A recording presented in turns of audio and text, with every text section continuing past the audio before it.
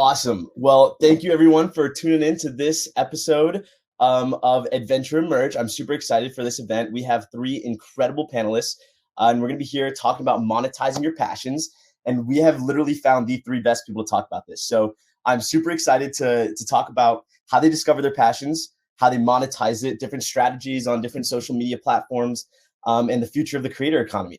So before we start, I want to give a quick background into each of our speakers. I'm going to let them also do most of the talking because you want to hear from them, not me. I know that.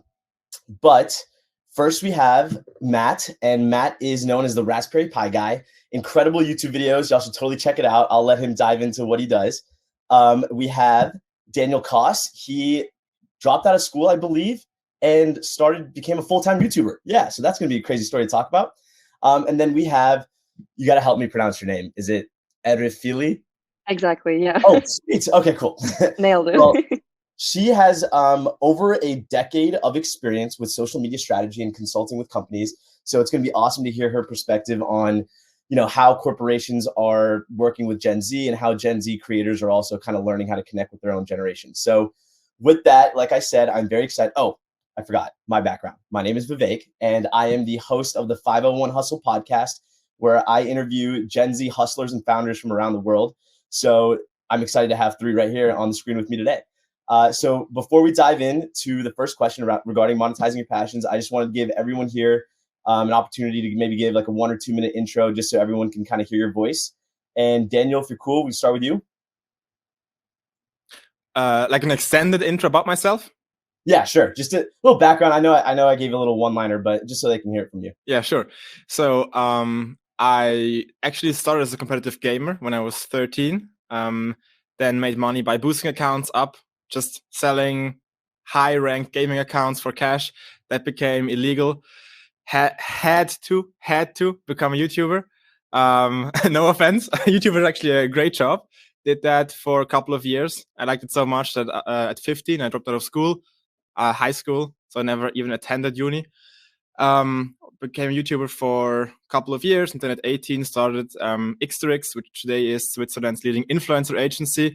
Scaled that company for 6 years, and now I'm the founder and CEO of Creable. Started the company 1 year ago, and at Creable, what we're doing is we build software infrastructure for creators and managers to do all the boring behind-the-scenes stuff, because I've been in this admin game for 12 years and realized that so many workflows are very, very boring. And actually, in order for people to do what they love, they also need to spend less time doing what they don't love. So I do the boring stuff through software. Matt, you want to give us a little background? Yeah. So I'm Matt. I'm a final year computer science student at Edinburgh. And as you said, I'm known as the Raspberry Pi guy online. When I was about 12 or 13, I came across this little computer called a Raspberry Pi. They're sold in the UK and across the world now. They're like these $30 credit card sized computers. And that was actually the thing that motivated me to get interested in programming, all sorts of technical things. And so when I was 13, I was so sort of motivated and interested in this stuff that I decided to create a YouTube channel to share all of my kind of like adventures in computer science and Raspberry Pi. So that's why the Raspberry Pi guy was born. And so that became a YouTube channel over the last sort of decade. That's had something like over 6 million views now, like the largest YouTube channel in this sort of like Raspberry Pi niche. And yeah, it's been cool. Off of the back of that, I published a book about getting sort of playing around with robots and Raspberry Pi, and yeah, I've also interned separately at some companies like Amazon and a startup called Arrival, which is an electric vehicle startup. So maybe we'll be touching upon some of these things later. Yeah, awesome. We definitely will talk about, what it's like to work at a startup and how that might have helped you become a creator as well. And then Erifili, would you like to go? Sure. So, hey everyone, my name is Erifili. I'm from Greece. I'm 21 years old. I'm based in London right now. I'm the founder of the Z-Link, which is the first Gen Z-led social media agency that helps brands market to our generation. So we've worked with Deloitte, Hearst, the United Nations, and mainly a lot of startups in helping them market to this generation. And alongside that, I work as head of social media at SafeDoing, which is a Silicon Valley-based company that does insurance for remote companies. And finally, right now, I'm studying full-time at Imperial College London for a master's. So yeah, my work is mainly based around Gen Z social media marketing. Incredible. Well, thank you all so much for giving us your backgrounds. I'm sure the people in the audience now understand why I was so excited to talk to you all. So thank you again for being here. And I want to start off with, we're here to talk about monetizing our passions. And the first step to monetizing your passion is obviously discovering your passion. And you all have, I would say are in a special case in that you discovered your passion quite young, but you actually took the next step to cultivate it and to try to create it into a business and make it part of your identity. So I think a lot of us, we know what our hobbies are, or growing up, I kind of had a sense of an idea of what my passions are. But what was that process like, identifying your passion and then actually taking that next step to say, you know what, this is what I'm going to do. I am going to drop out of school, never go to university, and become a full-time gamer. What was that like? And we start with you, Daniel, but all of you can answer. I feel like it's relevant for everybody. For me, to be honest, I always struggle to give people an answer to how do I find my passion, because for me, it was always like, I wasn't looking for it. It always was like my passion found me. So I am a big, it's so cliche, right? But like, follow your passion. It's not like, I don't think you find it. It's your passion comes from your own values. It's something you already have. Maybe you just don't know that you have it yet. So either your passion finds you and you just chase it down and like go all in on it. Or if you don't know what your passion yet is, then just try different stuff. As stupid as it sounds, just try different stuff. And there's this saying in philosophy, like, I don't know what my opinion is until I talk to someone who I disagree with. Then I know what I actually think. Mm-hmm. So I think if you don't know what you love, try out different stuff and you will learn what you really, really don't like. And yeah, for me, that was school, to be honest. I think it's a great answer. Either one of you two, if you want to go ahead. I can echo a lot of that. I'm actually, Chris Hadfield is an astronaut who was on the International Space Station, and I once listened to a talk by him, and he said something like, the greatest gift that you can give someone is a passion. And what that means is that essentially it's kind of like by chance or whatever that people's passions develop. And so, as I was sort of saying before, mine was just sort of happening to stumble across this little computer that was being launched and was going to be super cheap, and that really interested me because I was 12 with like pocket money and I wanted to have my own computer. So I really echo with what Daniel said, that like just spread your sort of like base as wide as you can. If you are kind of like feeling for like what you're interested in and stuff, definitely does not hurt to try as many things as possible. University is a great place for that, but there are plenty of, you don't have to have any sort of formal structure around you to try out a whole host of things. And then sort of once you've kind of discovered that, you can think about ways that kind of passion maybe will overlap with other areas. So for me, it was being interested in computers. And then also it overlapped with the fact that I quite like teaching people about things, because it's a great way of sort of getting under the skin of a topic, right, is to teach it to someone else. But then that also overlapped back when I was sort of the age where I was starting my YouTube channel with a newspaper article that I glimpsed that spoke about creators making like six-figure sums on YouTube through advertising. And so all of those things, they kind of overlapped, right? I have my passion, I have the fact that I like to teach people, and you have a business opportunity to make a little bit of money on the side. And if you have, like, you can imagine there's like this big Venn diagram. If you are able to do that little thing in the middle, then that's amazing. I'm not saying that that's super easy and everybody can just do it like that, but with a little bit of exploring and with a little bit of kind of like putting your feelers out with different things, then you can definitely find that for, I reckon, pretty much anything. No, I love that. I think one of the main things that I've discovered with people like trying to discover their passion, and with me with my podcast, I think what you hit the nail on the head right there, which is what are all the different values or maybe sub passions that will intersect to kind of create this big one. And so for me, just to share real quick with podcasting, I loved meeting new people. I loved having just open conversations with no judgment, just to learn another perspective. And I loved like networking.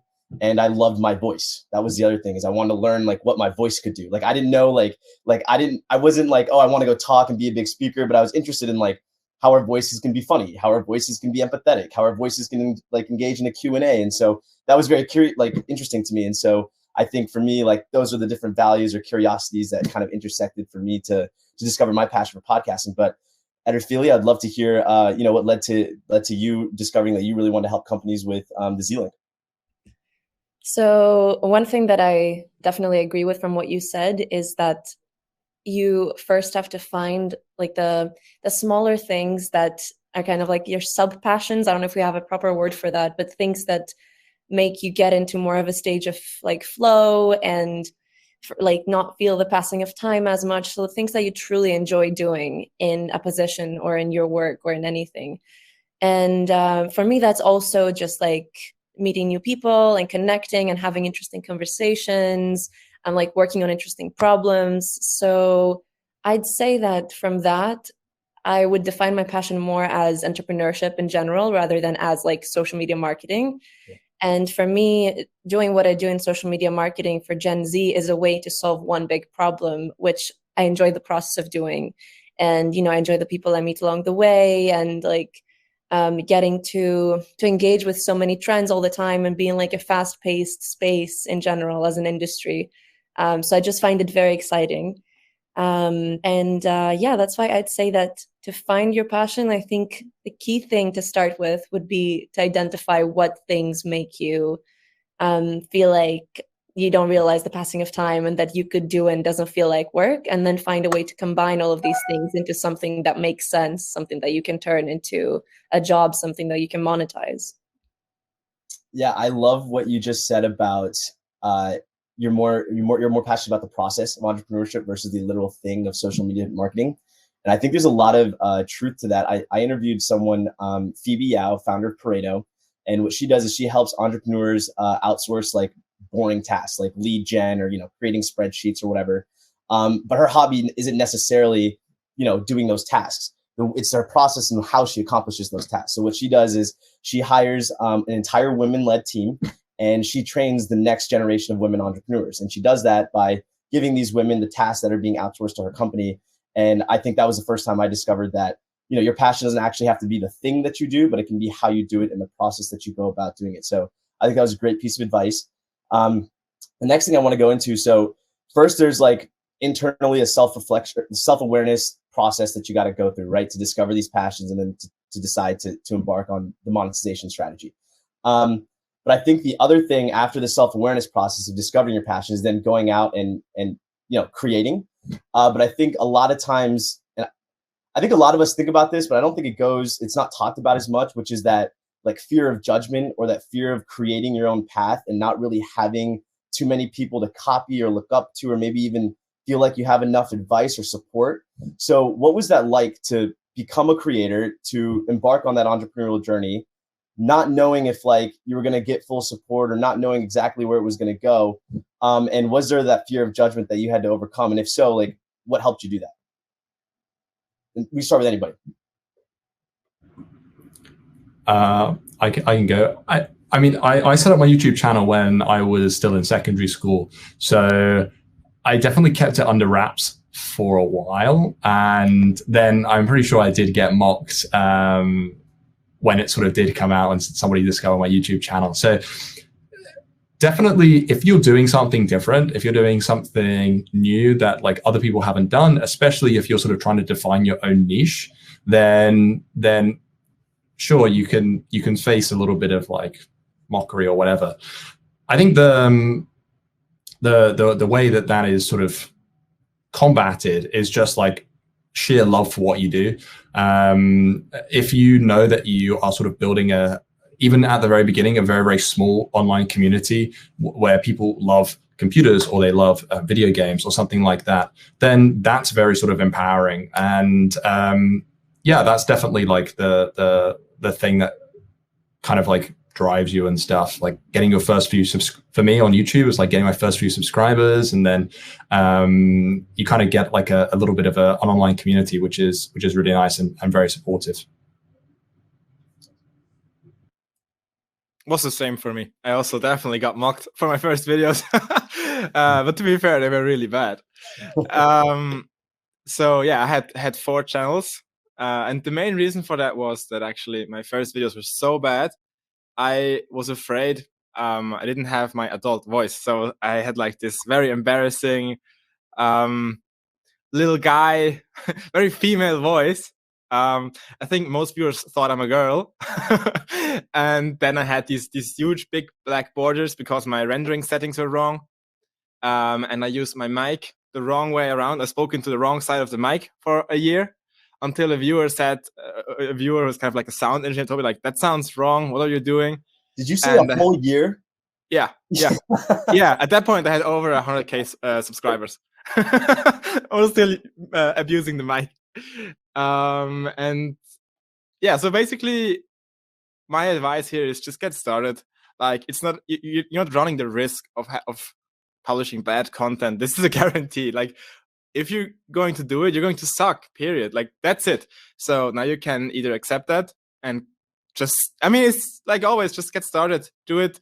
And then I told you that before, Vivek, I believe the audience has the power to auto-correct all your mistakes, because trust me, whatever they don't like, they will point it out. If your sound quality sucks, I mean, I learned that my sound quality sucks through my audience. I learned that my rendering settings are wrong through my audience.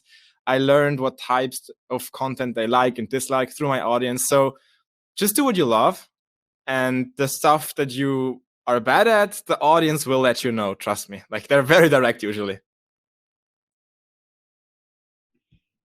I'm not a creator in the same way as Daniel and Matt, like in my case, because like the nature of what I do is quite different. But I guess the closest I can get is from the fact that I do get to create content for like a large variety of clients all the time that can be in very like completely different industries with completely different audiences. So that's the closest thing I have to that experience. But also in creating a company itself and something of your own, I'd say that, as the others said too, the single most important thing is to just like ignore, because you are going to have like insecurities and uncertainties when you're starting out. That's only natural. And yeah, the best thing is just to ignore that voice. Make sure that if there's something to learn there, take it, improve, but just get started, basically, because, you know, you can get stuck in the stage of trying to perfect everything before you start for ages and let opportunities pass by. But there's truly no point to it, because you'll learn much better by doing than by waiting and observing and wondering how you can improve in advance. So yeah, just get started. I think that whole, the whole Nike's like, just do it. It's like very simple, but I think there's a lot of genius to it. I remember I was talking to a mentor of mine, and I was like, I don't know how to do this. What do I do? How do I do it? He looked at me and he was like, you're just do it. That's all you have to do. Like, you're sitting there complicating things in your thoughts with your, the fears and the judgments, and all you got to do is go out and take the first step and do it and learn. So I love that piece of advice as well. I got a question for Daniel and Matt, and then I got one for you, Erifili, after that. Daniel and Matt, I want to talk about the monetization strategy from YouTube. And Daniel, you talked about how, there's your audience is going to not hold back when it comes to feedback, and you're engaging with the audience. So when you're getting these hundreds of thousands of views, subscribers, all this type of stuff on YouTube, or even if it's TikTok, Instagram, or whatever it is, are you monetizing that just off of views and subscriptions, or do you really monetize your passion by taking the next step and creating an engaged community, or having a newsletter that'll go out so people can respond to you? Like, what do you do to create the engaged community, if that's necessary in the monetization strategy? Okay, so that obviously heavily depends on what type of audience you have. Mm-hmm. For me, I had 4 income streams back then. And then I've seen many different income streams for creators that I managed a couple of years later. So during my times, like 10 years ago, my 4 income streams were the obvious one, YouTube AdSense. Then there was brand deals, which still is the biggest income source of like 80% of creators. So brand deals definitely there's a lot of beauty to the model. It's actually one of the few. Advertising always gets a lot of hate, like, people hate ads, but guess what they hate more? Not seeing content for free. And advertising is the best thing when it allows you to put the premium content, your best content, out there for free. And I would argue that's actually more important for the creator and the audience than having like premium content behind a paywall for like 1% of the audience. Because the fundamental creator dilemma is, if you want to monetize something, you want it to be like the exclusive premium stuff. But at the same time, you don't want to optimize just for money. You also want to optimize for growth, which is important to you personally, but also to long-term money-making capabilities. So yeah, I'm a big fan of brand deals actually still. Then I had merch, which I'm sure that every YouTuber has dabbled with or played with a little bit. Usually it's, I would say, a bit ego-driven, and you copy it from other YouTubers. Most of the time, not a great way to make money. It's cool for community building, but not necessarily the best way to make money. Actually, a very, very big cash cow for me personally back then was I was running my own Minecraft server with an entire team where you could buy premium subscriptions or like VIP access that will cost between $10 to $29 per month. It was like a Minecraft server VIP access as a service. So it was a beautiful model and something that works really well. There were a lot of similarities back then to crypto communities nowadays. And then later, something that's kind of starting to take off now, or has been taking off over the last 5 years, I would say, is creator ventures, or like creator products. If I go to the store right now, I can see multiple products that are actually promoted mainly through big creators. You can see that with like the McDonald's meals that are featured by Travis Scott. There's like Kanye shoes, like all these creator products with traditional celebrities. This is obviously also happening. Obviously the big one would be Kylie Cosmetics, was big in the headlines everywhere, where she's making like first self-made billionaire. And yeah, that's also working with smaller creators. Like, you don't have to be the next Kylie Jenner, but you certainly need a certain size. I would say typically around 500K subscribers on YouTube. This can become a really good business. It will take you approximately 3 years to break even. And from there onwards, it can very quickly become a 7-figure business every single year. But again, usually from what I've seen, I've also launched 2 of these creator ventures myself, like 4 creators that I've managed. Again, usually takes a big investment up front, anything from 200K to 500K. So in like for 2 to 3 years, it's actually going to cost you money. It's more an investment into your long-term future, and it's a big commitment. And it takes 3 years usually to build it out. So those are just a few ideas from me, and I would say Matt and Erifili definitely have like more ideas, I guess. So I think the question very much depends on how big your kind of online community is. So I think for my like YouTube channel, I don't think I'll check out Daniel's stuff, but mine was a lot smaller. I had sort of like 70K subscribers, and that's because like one of my big pieces of advice to people who want to start out on this type of stuff is to sort of hone in and target a very specific niche. And so I had a very, very specific niche, which was like Raspberry Pi and like Raspberry Pi tutorials and things like that. And so I was like the largest channel in that space. But if the space is only a certain size, then obviously that's going to limit your kind of like growth a little bit. So actually that's a lesson in itself, is to kind of try to identify your niche. So I'm the Raspberry Pi guy on YouTube, and I have in the past wanted to kind of branch out from doing sort of Raspberry Pi content and maybe try some other stuff. And then that stuff hasn't gone down so well because in terms of views and things, because that's kind of like people subscribe to me because I'm the Raspberry Pi guy. That's the niche that I do. So that's actually a separate lesson in itself.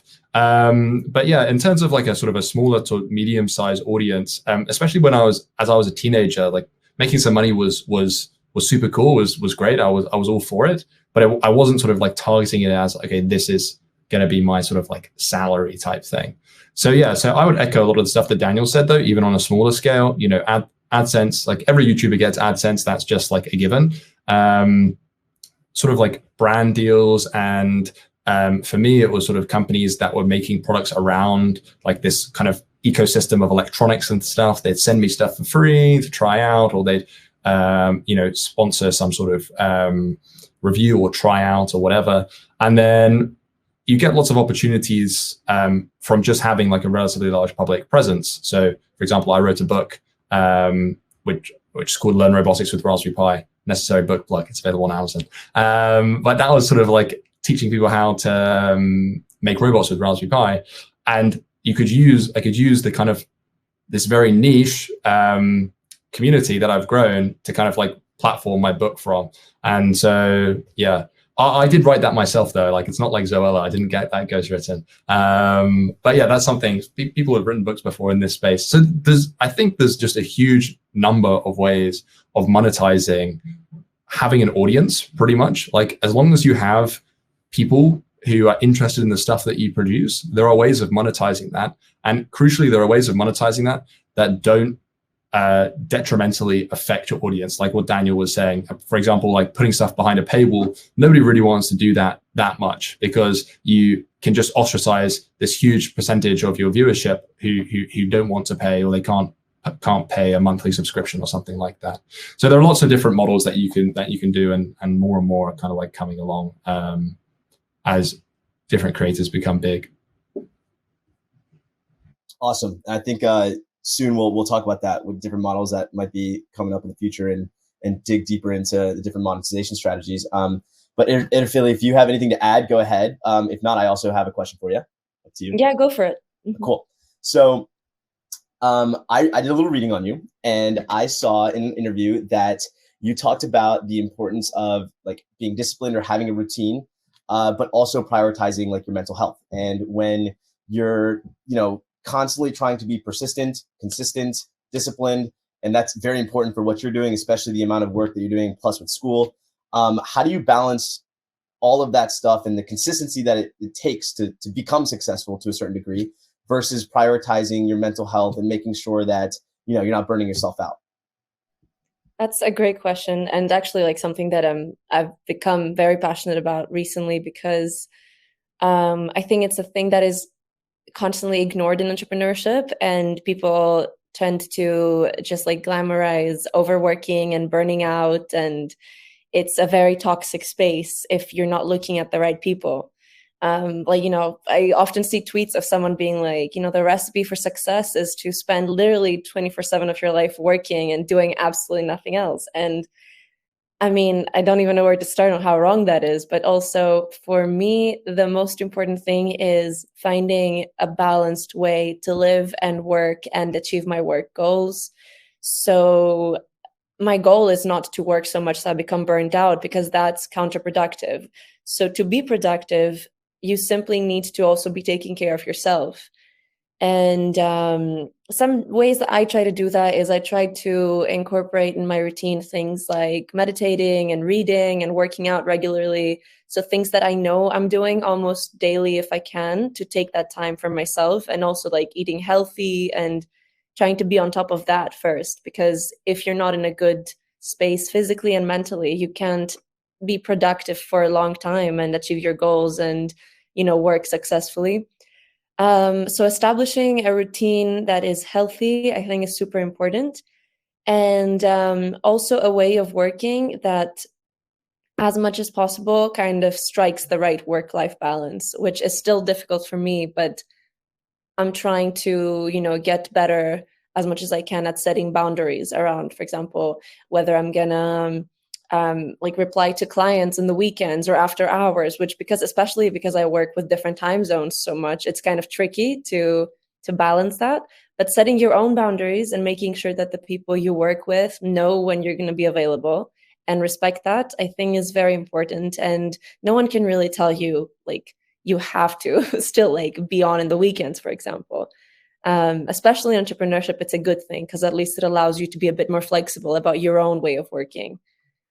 So yeah, I know that's a lot of tips all mixed up together, but the main things would be prioritizing your physical and mental well-being through your everyday routine, and also finding a way to work that includes as good, the best time management you can achieve, and work-life balance.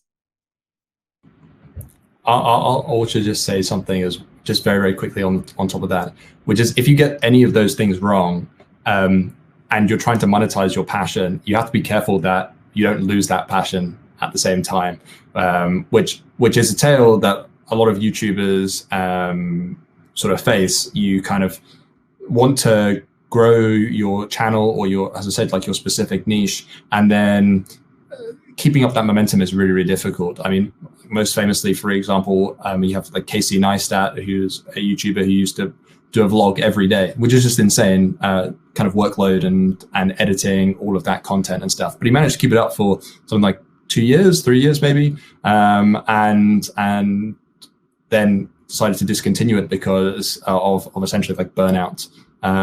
So yeah, if you're monetizing your passions, you have to ensure that you have balance, and so that they remain your passions. Because if a passion turns into a job, then you can start thinking of it just as a job, rather than something that you like, or you don't want it to be burdensome, really. I have to jump here. I'm sorry for the plug, but like that's so true. That's so true. I mean, that's literally the reason what motivated me to start Creable, because I saw all these people making their passion their full-time job, and then they do all these back office, like, am I allowed to curse? Like these BS tasks. They do all the stuff that they absolutely hate. Everyone hates it, like invoicing, running after clients that don't pay them.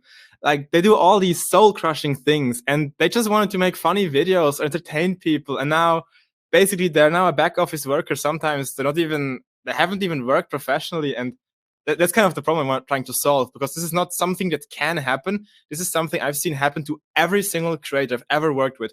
Had a hobby, and the exact moment where they started to make enough money to make it a profession, that like this should be the yay moment, but then they're like, actually, I no longer have fun doing this, because now I have all these, like, you don't lose the passion itself, you lose the time to actually do what you're passionate about, and that's such a tragedy, I think. So yeah, this is very, very important and a big issue.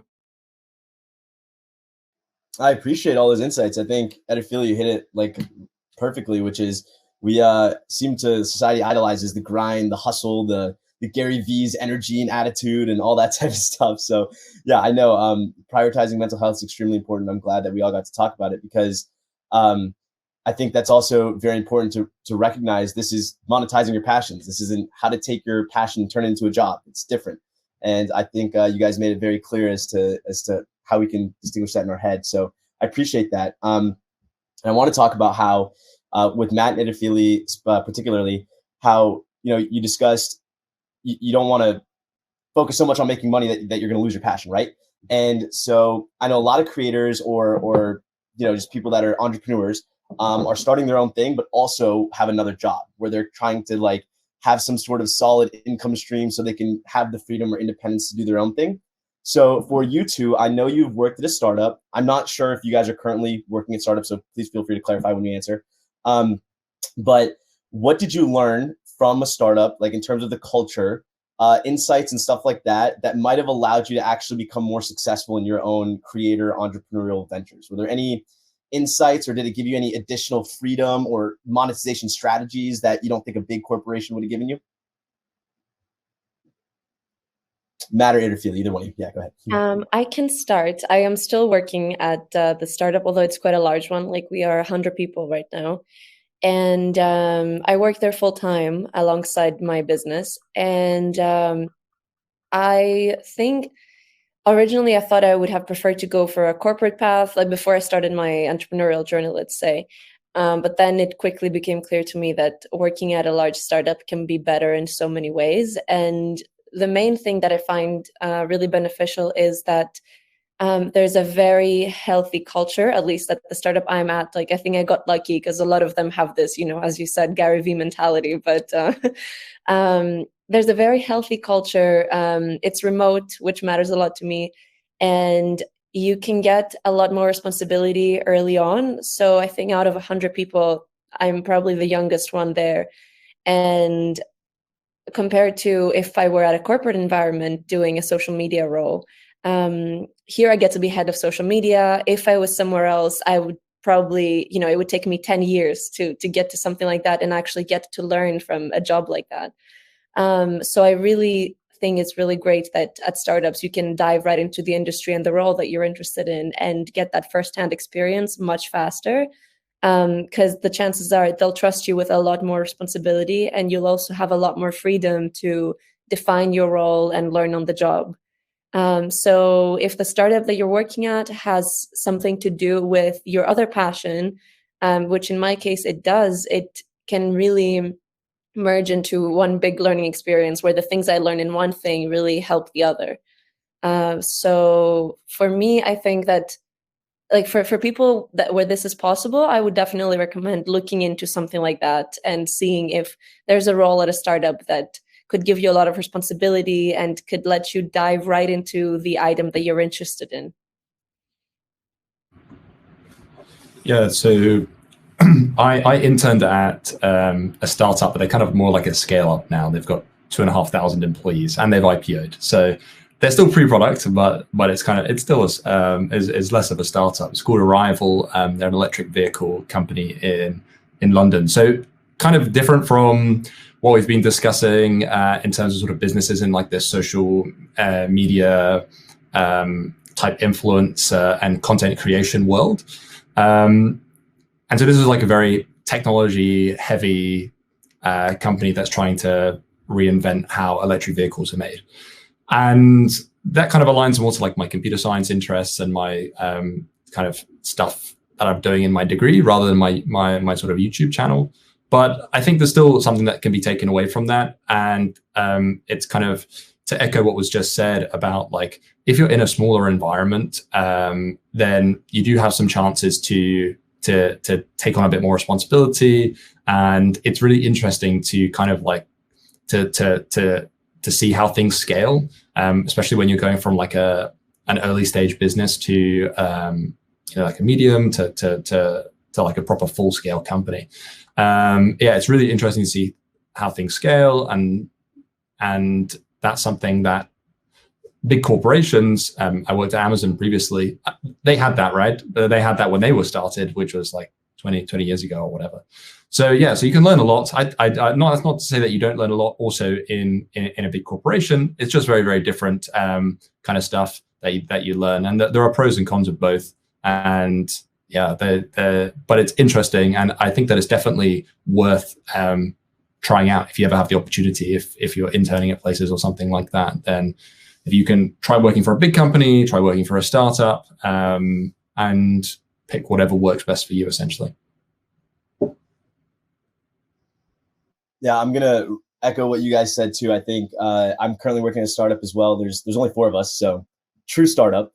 And we the amount of things that I've learned from the startup in terms of like basics, like how to use Canva or how to make a good deck or how to create a sales script, like little things that I don't necessarily think I would have had like the independence or freedom to take on and learn independently in a bigger company. And it's funny, I actually talked to my CEO 2 days ago about this, about how everything that I've learned at the startup is I'm now directly applying into what I'm doing. And it's very obvious to me how much of an impact and influence that my team at the startups had. So I think, it's pretty great advice. I think there's also things to be said about going to a larger company first and then going to a startup or something like that. But I think, it's nice to offer the perspective of starting at a riskier job, I think, first.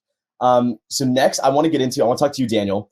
I know we talked before this a little bit about some of your like unique, interesting YouTube tricks and hacks to get more subscribers or views. And so I wanted to open up the floor to all 3 of you, but especially you, Daniel, because we talked about this. Any fun tricks and hacks to get more subscribers or followers or views on YouTube? Okay, so there's obviously always a playbook that's being rewritten every single day. But what I used to do back in the days was, again, so this was like 10 years ago. So what I did, that was back in the time where you could add links in YouTube comments, and the YouTube comments would get shown just based on the number of likes. So a very simple one was, I was one of the first comment spammers. I would just create 100 fake or 99 fake accounts, use a fake account with a cool name, like, I don't know, like Max the Cool Guy or something like that. And then we'll be like, hey guys, this is a really cool video on some popular videos. And it was like, but you know what? I think actually this video is even better. And then there would just be like a very cheap advertisement to my own video. And then I would go to all my other fake accounts. and I would just grind it out and just upvote the comments. So that way I got like a link to my channel, my videos as a top comment under like hundreds of top ranked videos with millions. So I literally got like millions of views that way. Now, obviously YouTube at this point, because it worked so well that it became such a obvious strategy that everyone copied it, and YouTube comments basically became useless during a certain period of time. So obviously YouTube has fixed it at this point. Another thing that many people did, so you could what you could do is you could just copy someone else's video title one-to-one into your tags, and then your video would always be recommended next to that video. So you could just use a big YouTuber. Let's say Mr. Beast has a video, and then you just copy his name into your tags. Now, by the way, I'm not saying these are high integrity moves. I'm saying these are the moves you do when you're desperate. So yeah, that's really what you do when you grind it out. Today, what works today? Yeah, I don't want to give away the tricks for today, because I no longer know all of them. So I think the best tricks are the ones you have to figure out for yourself. I do want to say like a warning: if you do some of these tricks, like for example, on YouTubers, they will figure this stuff out. They will not like you. They will not be your fans.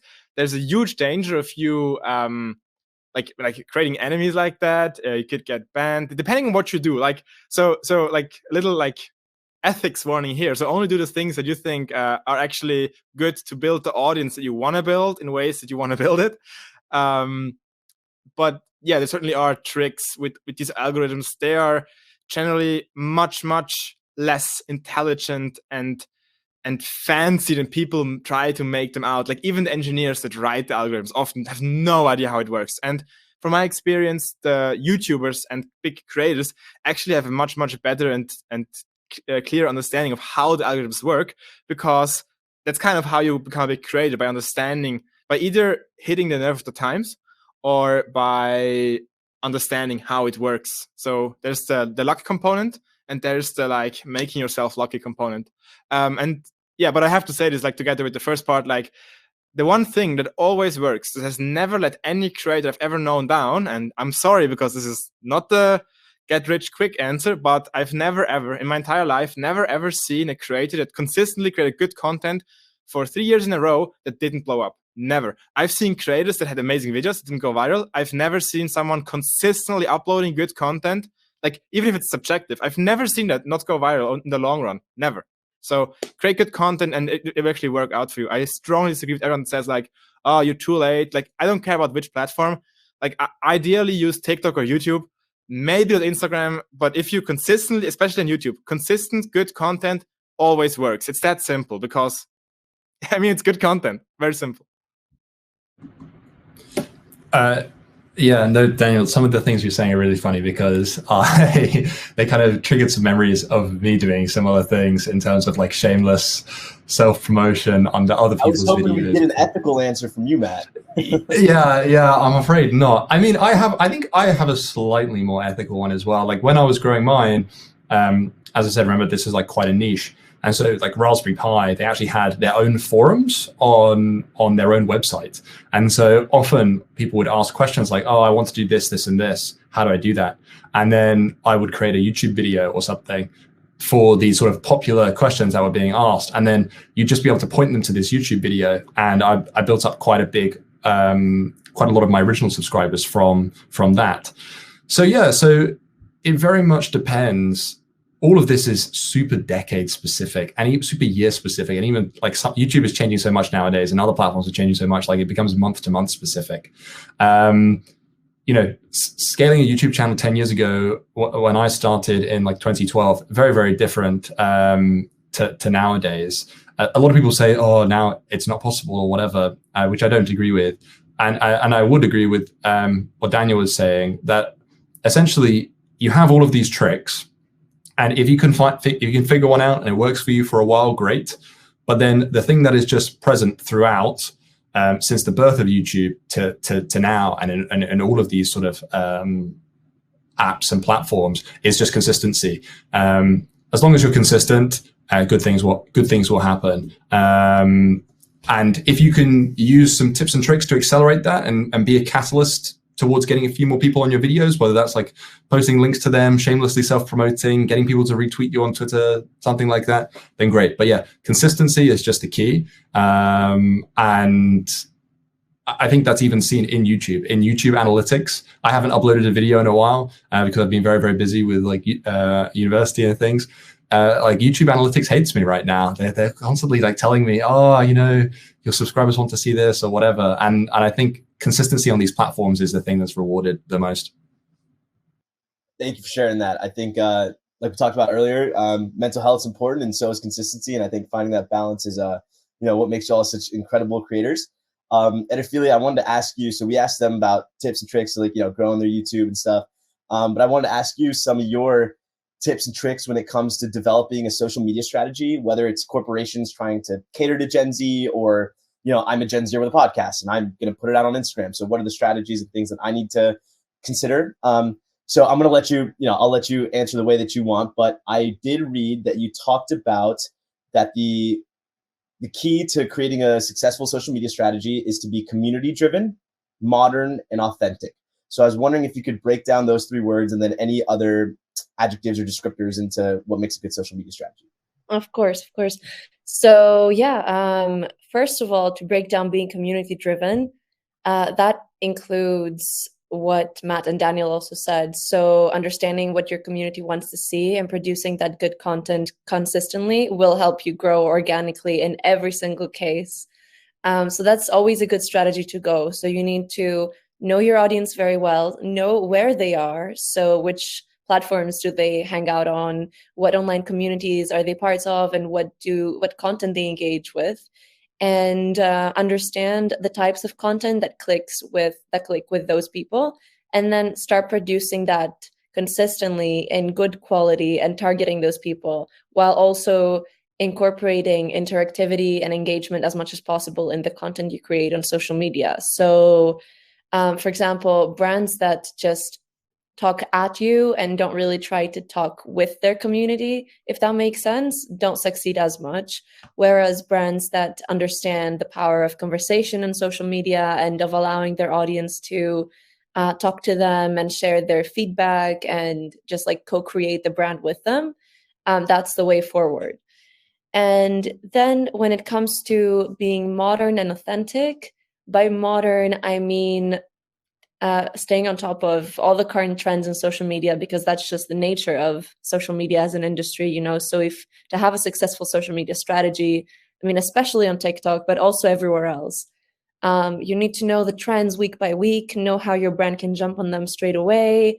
And you've seen brands that back in the day, you might have thought they don't have any, for example, that they wouldn't have any potential to create a strong social media strategy and community, such as like airlines or, I don't know, Duolingo. And now they're doing TikTok so well just because they're jumping on all the random trends they can find. And it's really clicking with Gen Z because it's content that they don't take too seriously, the brands themselves. They understand that people on this platform want to see kind of like fun, lighthearted content. And especially when it comes from a brand, there's an added element of like, it makes the brand seem cooler that they're okay with making such content and they don't really care to be super corporate and serious. So that always works really well and also creates the community. So also helps the community part of the strategy. And finally, being authentic, I think, is just a mix of all those things, and also making sure that at the heart of your social media strategy is just showing your brand's actual values and targeting the people that can best connect with that. So not just copying your competitors or jumping on a trend in the exact same way as everyone else, but trying to make that more personal and to put the brand's personality and values into all of the social media content you create where possible. Because that's what makes a brand stand out at the end of the day. So yeah, these are three key things that we always do try to incorporate in every client's social media strategy.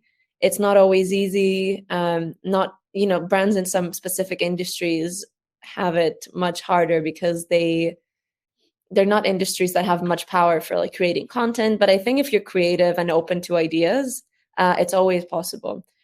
So yeah, I think actually it's great that you brought those three like parts up, because it really helps me also structure the answer, I think. Yeah, of course. No, of course. It was your answer that I was just copying and reading. It was a great answer. Yeah, That's but what I'd we wanted forgotten about it. You all know? good, all good. You're talking about the way that companies are doing the TikTok like trends and stuff. I don't know. Have you guys seen all the Squid Game like TikToks, like the red light, green light? Yeah, I feel like that's the new thing I've been seeing. So I thought that was pretty funny. So we got to wrap up soon. So I'm gonna ask two quick questions. So we got to go a little fast. Daniel and Matt. This is a very broad question, but because you guys are the experts, I'm going to ask it broadly and let you interpret it the way that you want. But where is the future of the creator economy going with regards to either monetization strategies or current issues that creators are facing now? I know, obviously, Daniel, that's why you started your company. Where do you see the creator economy going and what's going to become possible? I'll keep my answer short. I don't think, I'm not sure if this actually answers the question, but I don't think that the creator economy is a vertical or a new industry. I think the creator economy to me is much, much bigger. It's a societal change. It's a change of power dynamics. It's the movement of power from institutions to individuals across industries. So that's what I think the creator economy is. I don't think it's people making online content. Those are new forms of media and distribution. But the creator economy is, again, it's this movement of power from institutions to individuals, and this has so many implications. And yeah, again, cliche, but like literally changes the way the world works. And I don't think I could answer this even in an entire hour. I couldn't. It's too big. It's too much. It's too complex. I think Daniel probably has his like fingers on the pulse of this a little bit more than I do nowadays. Because I consider myself to be sort of semi-retired. But something that I've observed, maybe just sort of briefly, is just like certain communities just finding what sort of works for them, whether that's like YouTube or whether these are these like new and evolving platforms. I mean, most sort of infamously, you have something like OnlyFans, but like I've seen a lot of people pop up, journalists, for example, on Substack, which is like a pay, like you pay per month to read this person's writing. And so it's kind of like people are kind of like defining their own little communities and on the respective platform that kind of works best for them. I think that maybe 10 years ago, that there was one platform, it was kind of monolithic, it was YouTube. And now we have kind of many more different options, and different types of creators are popping up on different ones, whether it's TikTok, as I said, or Substack or YouTube or whatever. So yeah, I think it's a really interesting time. I think that we're probably going to continue to have different formats and different things explored more. But I think Daniel's probably right that kind of like the underlying stuff and the underlying sort of economy and creators creating things is like here to stay, and will continue on, but maybe just in some slightly different forms. I'm not very happy with my answer because it's such a non-answer. So let me give two actionable things. First of all, it's what Erifili said. There's a big trend where we're going away from just views. Actually, this is just a summary basically of what YouTube said. So number one, back in the days, it was all about like top of funnel, like how many people do you reach, views, like the big numbers. Now it's much more about the quality of the connection. So we're going from audience to community. That's a big change, number one, which is happening right now, but it's going to get much bigger. I think On Deck is an example. Edventure is an example, like clear communities. And the second thing is also what Matt just said, is the way how I would kind of frame this is we're seeing a move because the internet is getting bigger, the creator economy is getting bigger. What we're seeing is a segmentation between platforms from the monolithic, like you have YouTube or you had like YouTube and Facebook, to a segmentation of platforms by interest. So, for example, you no longer go on Facebook or on LinkedIn because you're old. You go on LinkedIn because it's about business. You go on, so your interest decides where you're going. It's no longer like your sociographics or your demographics. It's who you are as a person. It's much deeper. I love that answer. I think that it's going to be very interesting to see where it goes. And like you said, Matt, there's like all sorts of different platforms and communities and things popping up. So who knows what's going to happen or what's going to be there in the next year or two. So I'm excited, and thank you all so much for joining us to talk. I have one more question that I want to wrap up with. We got to do this quick because I'm not sure if we're going to kick off or what. But can everyone go around? We'll start with you, Erifili, and everyone go around. I want to hear your one sentence, why. Why it is you do what you do, how this why has helped you overcome that fear of judgment, and how that why led you to actually say, I'm going to monetize my passion. So what is your why? And then any ways that we can reach out or connect with you, whether it's your YouTube channel or your Instagram or whatever, if people want to reach out. I don't have as much of a defined why, a mission in what I do right now, rather than the fact that I think that I really enjoy learning new things and connecting with people and also solving problems and being creative. And I think that entrepreneurship and the industry I'm in really helps me do that. So right now, I'm just trying to combine all of the things I like doing while helping people, working with interesting brands. And also, one thing that I'm really passionate about is promoting entrepreneurship to Gen Z and to the Gen Z community that we have as the Z-Link. So entrepreneurship resources and all of that.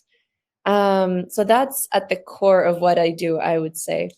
And I think if you also asked, how does that help us overcome the fear of judgment? In my case, at first, when I first started, as I think happens with everyone, it was a bit more difficult to not pay attention to what everyone was saying about what I'm doing and to everyone's opinions. But later on, it becomes very clear that unless you're taking advice from people that have been where you want to be, it's not valuable advice. Or if someone's just giving their unsolicited opinion and it's negative or judgmental, there's nothing that can offer you. So you're best off just ignoring it and understanding that that doesn't say anything about you or your work.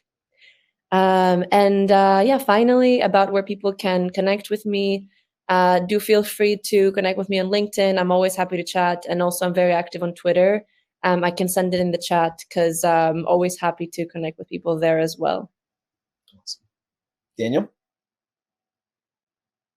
My why is very nerdy. So I'm all about accelerating human progress. As nerdy as it sounds, but basically I think that kind of takes care of pretty much everything. And when it comes to connecting, just Daniel Koss on either LinkedIn or Twitter, or daniel@creable.io via email. Awesome. And Matt? I think that just sharing information and building a community where you educate people and people do really cool stuff on the back of something that you've taught them is just awesome. And if you can make some money off of that, even better. So feel free to reach out to me on LinkedIn, Matt Timons-Brown, or Twitter at Raspberry Pi Guy 1. Thank you so much. Awesome. And I'll just give myself a little shout out too. So my why is I've always been interested in trying to overwhelm people with possibility or opportunity. So just almost awareness. That's kind of been my thing. And Edifili, we're gonna have to talk because I am all about Gen Z entrepreneurship and all that type of stuff. So I'll reach out to you. Matt, I'm also a published author as well. Daniel, I can't seem to find a commonality. You're too unique. So, but I appreciate you guys so much for being here. I'm glad that we had this conversation. It was extremely insightful. Thanks for watching this video. Be sure to like, comment, and subscribe. We'll be uploading new podcasts every week where we spotlight some of the world's leading startup founders and VCs to talk about their journeys and experiences in the field.